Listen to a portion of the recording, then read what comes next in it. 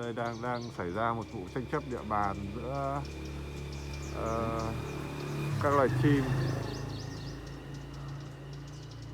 Tôi không biết được tên hết các loại chim này, nhưng mà nếu mà các bạn là dân chơi chim chuyên nghiệp thì chắc các bạn sẽ biết đây là các loại chim gì đang gáy nhau. Đấy, cái mít này kia, bên kia, đấy, cái nhãn.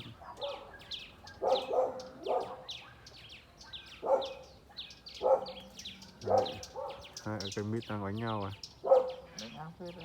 Đấy.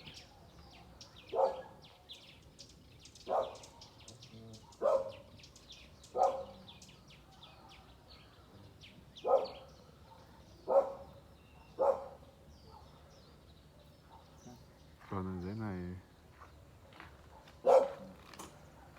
là con chó. Đấy.